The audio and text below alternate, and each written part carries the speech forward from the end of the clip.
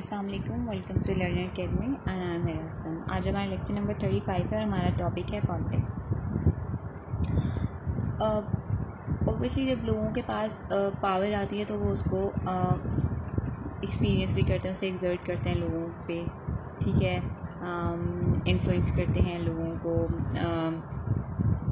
वो जो है वो अर्न करते हैं, वो एडवांस करते हैं अपने करियर्स को, ठीक है, वो अपनी पावर को एक्शन में लेकर आते हैं और फिर वो पॉलिटिक्स में भी इंगेज होते हैं। गुड पॉलिटिकल स्किल्स होती हैं किसी की भी कि वो अपनी पावर को कितना इफ़ेक्टिवली जो है ना वो यूज़ करता है।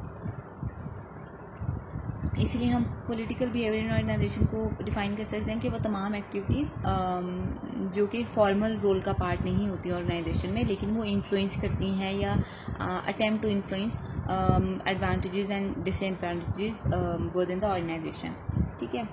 इसमें यह होता है कि पॉलिटिकल बिहेवियर जो है ना वो एक किसी की भी स्पेसिफाइड जॉब परफॉर्मेंस या रिक्वायरमेंट से बाहर होता है, ठीक है। आर डेफिनेशन जो है ब्रॉड इनफ है कि हम इंक्लूड करते हैं कि वेरिड पॉलिटिकल बिहेवियर जो है ना वो की इन्फॉर्मेशन होते हैं डिसीजन मेकर्स के, whistle blowing, spreading rumours, leaking confidential information, ये तमाम चीज़ें भी जो पॉलिटिकल बिहेवियर में जो है ना वो आ जाती हैं।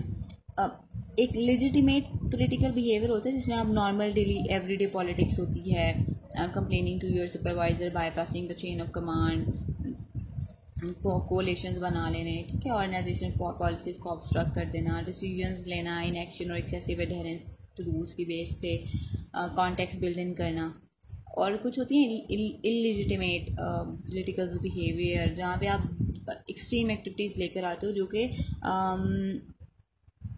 ठीक है, इसमें आप सबूटैज कर देते हो, विसल ब्लोइंग करते हो, सिम्बॉलिक प्रोटेस्ट करते हो, अनऑर्थोडॉक्स ड्रेस वेयर कर लेना, प्रोटेस्ट कर लेना, ठीक है।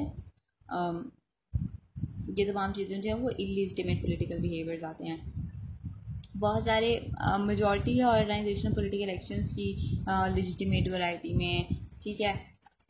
अगर हम रीज़न देखें कि ऑर्गेनाइजेशन क्यों पॉलिटिकल होती हैं, एक ऑर्गेनाइजेशन का पावर स्ट्रक्चर होता है, ठीक है, वो वहाँ पे कम्पीट करते हैं एक दूसरे को, डिफरेंट कोलेशंस होते हैं लोगों के बीच में और विद इन ऑर्गेनाइजेशन, तो उन कोलेशंस की बेस पे वो कम्पीट कर रहे होते हैं पावर के लिए, उसकी वजह से वहाँ पे जो है ना वो पॉलिटिक्स आ जाती है कंपटीशन में।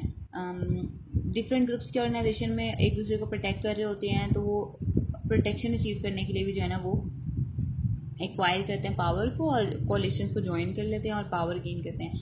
पावर जब आप किसी भी ऑर्गेनाइजेशन में इनइक्वली डिस्ट्रीब्यूटेड होती है जो कि डिह्यूमनाइजिंग है, तो अनइक्वल डिस्ट्रीब्यूशन ऑफ पावर की वजह से अनफेयरनेस आ जाती है। वो फिर ऑब्वियसली फॉर यर्न करते हैं पावर के लिए और वो पॉलिटिकल में और पॉलिटिक्स में इन्वॉल्व हो जाते हैं। और फिर कुछ ऑर्गेनाइजेशन जो हैं वो एक चेंज इंकरेज भी करती हैं पॉलिटिक्स को।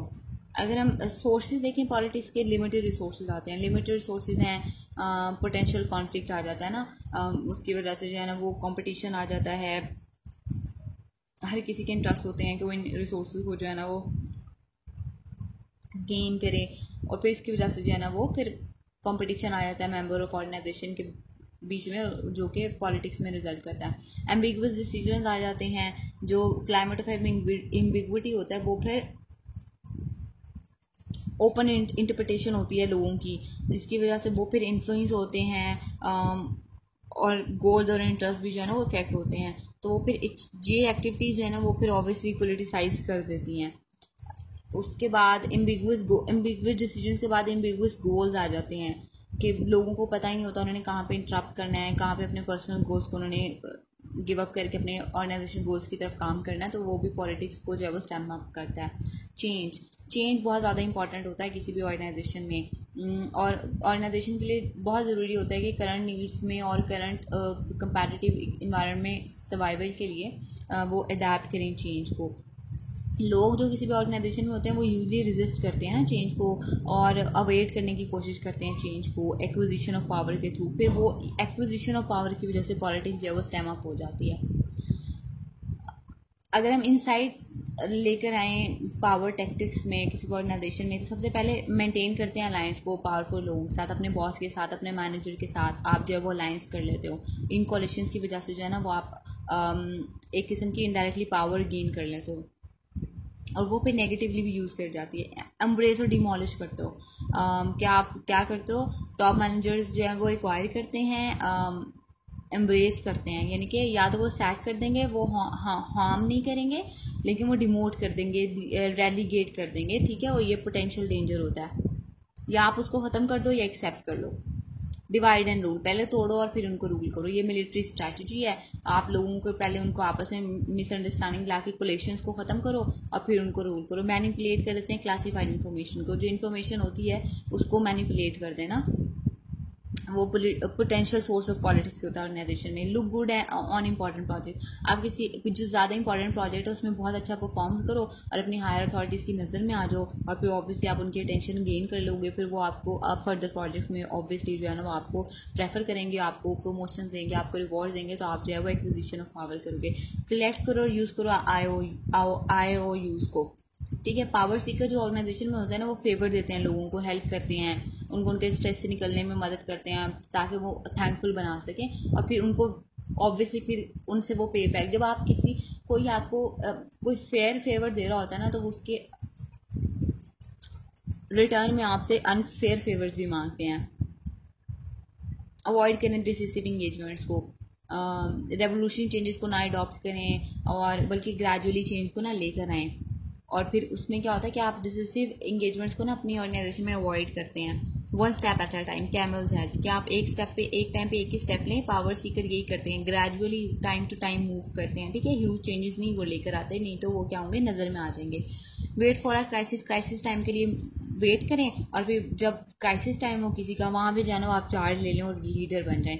टेक काउंसिल विद कॉशन, ये इंपॉर्टेंट होता है मैनेजर्स के लिए और पावर सीकर के लिए। वो एडवाइस लेते हैं एहतियात के साथ, और फिर हर एडवाइस को जो है ना वो बहुत कॉशनली से करते हैं, और फिर उसके ऊपर जो है वो एक्ट करते हैं। पावर एथिकल, हर चीज़ की एक लिमिट होती है। पावर भी जो होती है ना वो एथिकल लिमिट्स में गुड है। आपके पास अवेयरनेस होनी चाहिए, आपको पता होना चाहिए कि सेल्फ इंटरेस्ट और ऑर्गेनाइजेशनल इंटरेस्ट में कहाँ पे कॉन्फ्लिक्ट आ रहा है, आपने कहाँ किस लिमिट में रह के पावर को जो है ना वो एग्जर्ट करना है। आप जो वन टू र्यूमर्स ना बताएं सेफ्टी के बारे में, आप जो है ना वो उस पावर को जो वो एथिकल बाउंड्रीज में रहकर जो है ना वो जब उसको आप करेंगे तो ऑब्वियसली वो गुड होगी। सेकंड क्वेश्चन होता है राइट्स ऑफ अदर पार्टीज, आप राइट ऑफ अदर पार्टीज को भी जो है वो इन कंसर्न रखें। आपको कंसर्न होना चाहिए राइट ऑफ अदर पार्टीज के लिए भी, वो म्यूचुअली बेनिफिशियल चीज़ें होनी चाहिए। और political activity conforms to standard of equity और जस्टिस के भी, इक्विटी और जस्टिस जो है वो वहाँ पे इक्विटी होता है, इक्विटी और इक्वालिटी में थोड़ा सा वो होता है कि कन्फ्यूजन आती है। इक्वालिटी होता है कि अगर दो भूखे हैं, ठीक है, एक बंदा है जिसने 3 दिन से खाना नहीं खाया, एक है जिसने 1 दिन से खाना नहीं खाया, ठीक है, उनकी भूख डिफर कर रही है। इक्वालिटी होगा आपके पास आपके पास जो है ना वो 3 रोटियां, आप 1.5 एक को दें, 1.5 दूसरे को दें। लेकिन इक्विटी क्या होगा कि लोगों को उनकी नीड के अकॉर्डिंग आपने सेटिस्फाई करना है, यानी कि जो 3 दिन से भूखे आप उसको 2 रोटियां दे दो, जो 1 दिन से भूखे उसे 1 दें, ये इक्विटी होगी, ठीक है।